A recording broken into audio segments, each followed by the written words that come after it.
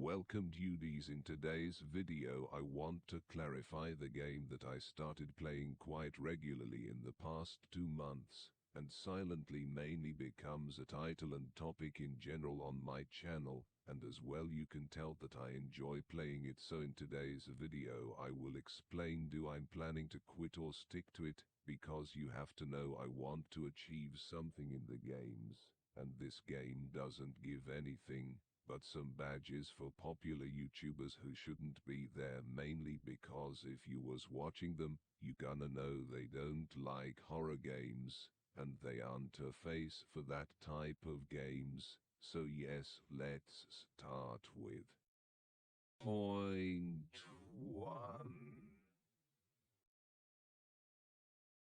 First of all, the game hasn't implemented a ranked system. This is crucial for this type of games, mainly because you have to achieve something for your hard-won games. After all, you can't be there spending countless hours on a game that gives you only casual experience, and at the same time you put an amount of effort to do prediction and kinds of stuff who will reward you with knowledge. Yes, but when we look from the other side, this is only with some crystals who are collected only for one thing, and this is to buy characters in the game.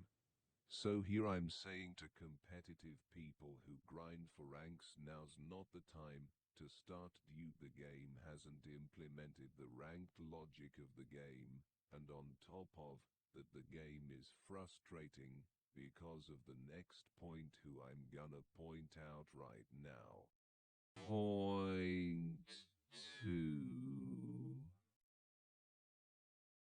So why it's frustrating? The reasons why this game can be frustrating are: first, the leave and join min implementation. This is from the killer's point of view. So how this works is when someone is killed by the survivors, they leave the game, yes, but the game doesn't shut down the opened door for new upcoming players in this lobby. You are the game counts the players in the lobby, and when somebody leaves the game in this lobby, the game system count him as a dead, and if he joins again to this game he couldn't play. But if a new player at his spot join his clear, the system says he is new. Let's give it a try, and from what I've seen, the upwards counter of the game doesn't have a breaking point for all the new upcoming players to the lobby, and this leads to, instead of 1 versus 8 to 1 versus unlimited amount, who is unpredictable,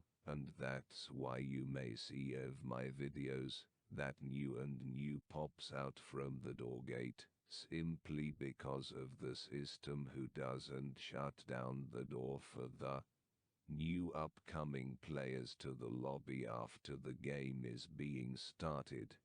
So hopefully this is clear why this problem is crucial, so I'm not gonna explain how does this will affect the killer, simply because I don't like this in general. It's not fair, and even if you realized it doesn't help others to do it, it's a bad thing to be done to the killer. Now the second thing is the perks who are unbalanced and mainly for survivors. Why you gonna say they are perfectly balanced? No, I don't think so. If you realize what the newest class gives you to a team comb formulation, you gonna be mind blown as a killer. You gonna be like, this dude. So yes, I think the killers have to be given strong abilities who snowballs the game progression of the survivors, like blocking objectives, but not randomly like the newest perk of the Toxician Boy, to be like you go to the objective, you hit it, you block it for a certain amount of time, just like the perk who blocks the windows when you hit it with your weapon, to be exactly the same, and to block it for 45 seconds, and to be recharged for 1/4 minute to being used again. Because how you gonna deal with this fast progression that they are pushing forward? There's only one who barely, I say barely, can fight that, and this is Scaris Crew, just because his mobility and broken hits just give you speed. Dude gives everything you need to start feeling strong, feeling you are playing right. So yes, killer perks abilities revamped, and the perks lit bit stronger as well will be cool if they make that where certain killers can't get this ability, because this ability doesn't work with his power. 3 and 3 will be reducing the player size of the game lobbies. By that I mean shrinking it to 5 players will be great for now, especially for beginners who start out learning the game mechanics. So these are my thoughts onto the game issues. If you have an add-on to that, if you have something to add, in other words, share it with others in the comments. And without further ado, let's go to the next one. Point 3. The third thing that bothers me is that increased chance system even has been implemented in the game, and on top of that you can buy to be the killer role. How this is fair? Tell me how they think about progression, when at the same time they make a Robux generator from this game by this increased chance to be a killer thing. I think this is low, dude. They should remove this. They have to add a functional interaction with the which role you want to play. No, give money, and you can be this role all the time, and to be this role doesn't grant you a win. This is even sadder. How you gonna give it? You know it's unbalanced, but it's still there. Who gonna pay to be this role? I mean, you should be dumb to do that. I mean, how I don't get it. Just yes, now's the time to like, share and subscribe, because the end part where I'll predict their moves even not gonna be super accurate, but definitely near to that. So let's jump to the last one where I'll reveal do I quit, what happens and other things. So yes, let's jump onto them, shall we? Last note. Okay guys, there are 3 words who gonna be talked about around these things, and they are when, why, and what. First, what's gonna happen if they don't add these things into them, like ranked, role choose, and perk with abilities revamp? Let's start with the ranked system. If they didn't implement this feature into the game sooner, the player base gonna drop down even more, and with this, they gonna get frustrated.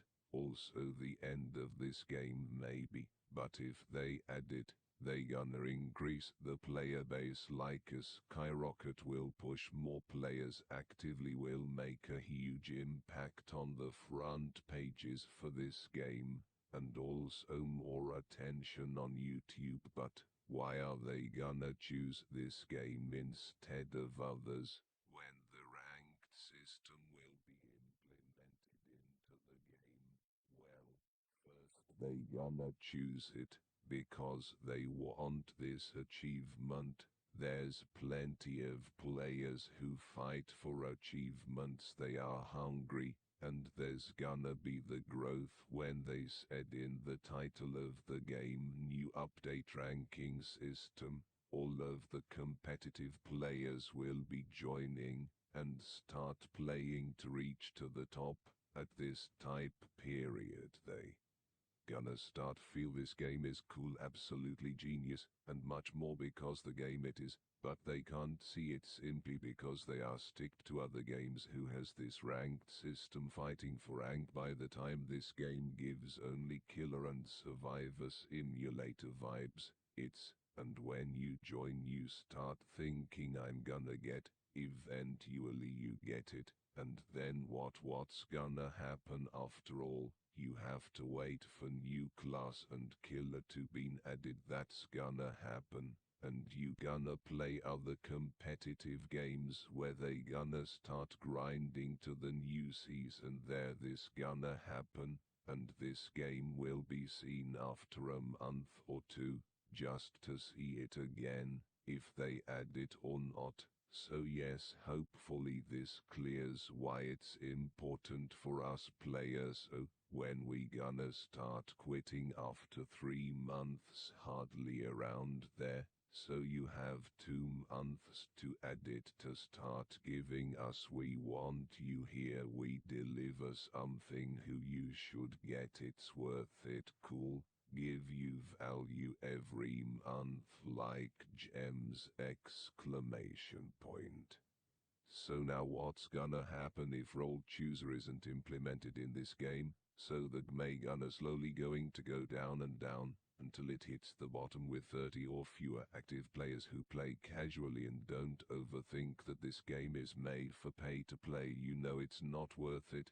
Better pay €20 to the Dead by Daylight bros. So then why should I spend money to play a role when I need to play it to test it to show it? How do I have to spend Robux to increase the chance of being chosen as a killer? No thanks. Rather gonna buy Dead by Daylight and gets a experience where this isn't awful as this pay to play a role. I suggest you don't play and don't buy Dead by Daylight or Doze Light because they too start don't caring for the player base too.